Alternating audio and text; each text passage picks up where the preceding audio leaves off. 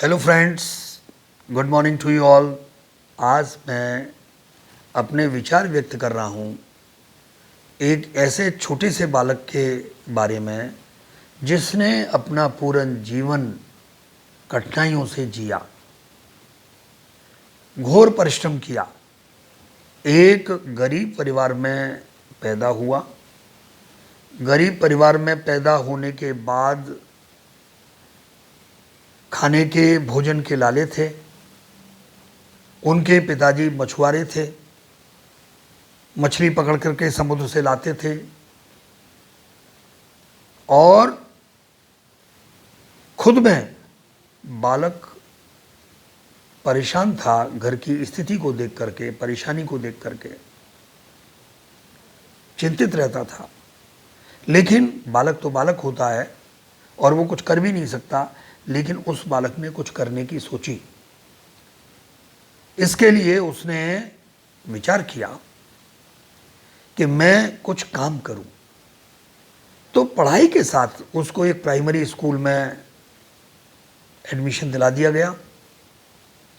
Primary school में पढ़ता था, साथ में ही वो पेड़ों से इमली तोड़ करके लाता था और इमली तोड़ करके उसको बेचना और जो भी पैसा मिलता घर देता। इसके साथ ही एक काम और करता था। वो न्यूज़पेपर, जब वहां से ट्रेन निकलती थी तो पहले से ये तय होता था कि भाई मैं यहाँ खड़ा मिलूंगा। तो ट्रेन में जो बंदा जाता था वो न्यूज़पेपर का एक पैकेट फेंकता था और उस न्यूज़पेपर के पैकेट को लेकर के वह बालक उस कस्बे में जाकर के घर घर बांटता था, न्यूज़पेपर बांटता था। तो इतनी कठिनाइयों भरा जीवन उस बच्चे का था। जब वो स्कूल में पढ़ता था, क्योंकि वो बाई रिलीजन मुस्लिम था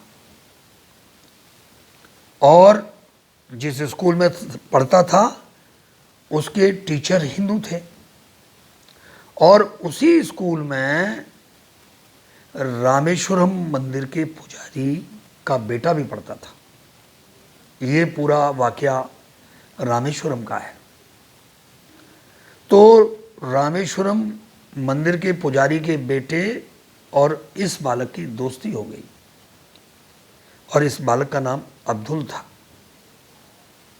अब्दुल और रामेश्वरम मंदिर के पुजारी का बेटा दोनों साथ बैठ करके पढ़ते थे। ये उस टीचर को खराब लगता था। उस टीचर ने दोनों को अलग कर दिया क्लास में।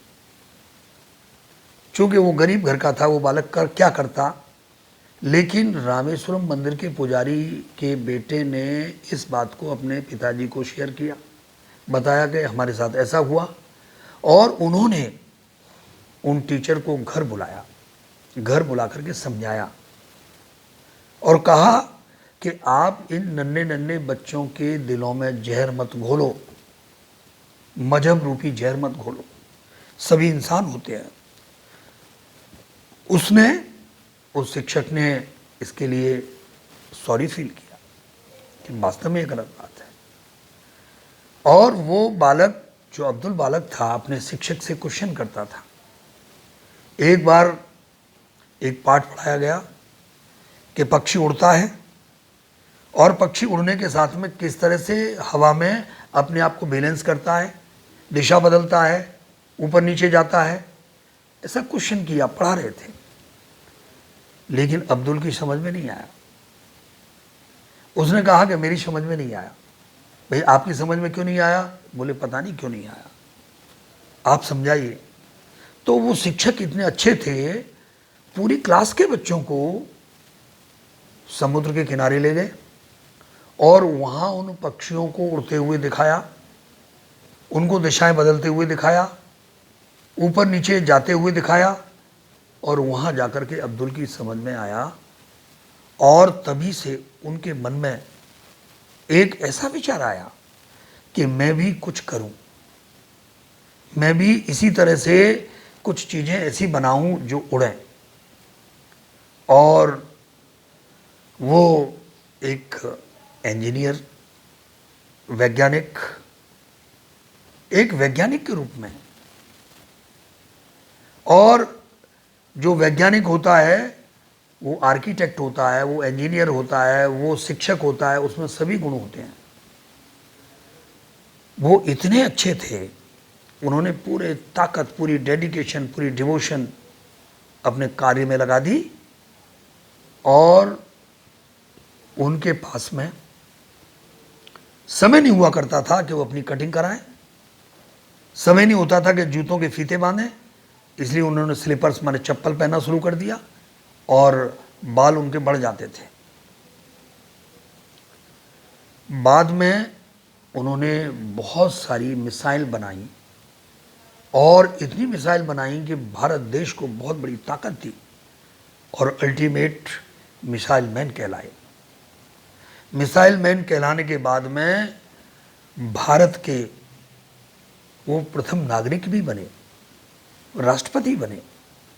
राष्ट्रपति बने तो उनका राष्ट्रपति भवन, जिसमें पता नहीं कितना वैभव, कितने कमरे, कितनी सुख सुविधाएं थी, लेकिन उनको तो केवल एक कक्ष, एक कमरा, और उनके साथ उनके लिए जो भी सीमित संसाधन। और वो मजहबी संस्कृति से बहुत दूर, वो गीता का भी पाठ करते थे, कुरान भी पढ़ते थे, नमाज भी पढ़ते थे।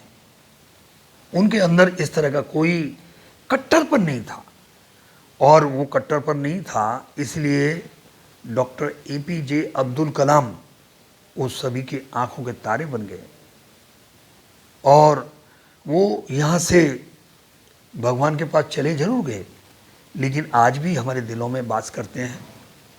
हमारे देश को दी हुई उनकी जो थाती है वो अक्षुण्ण है, और आगे भी उसका देश प्रयोग करेगा और डॉक्टर APJ अब्दुल कलाम का ऋणी रहेगा। मैं उनको आज सच्ची श्रद्धांजलि अर्पित करता हूँ, उनको याद कर रहा हूँ। मैं आप सभी को भी यही कहूँगा, अगर हम उनके शतांश गुण भी ग्रहण कर लें तो हमारा जीवन धन्य हो जाएगा। बहुत बहुत धन्यवाद।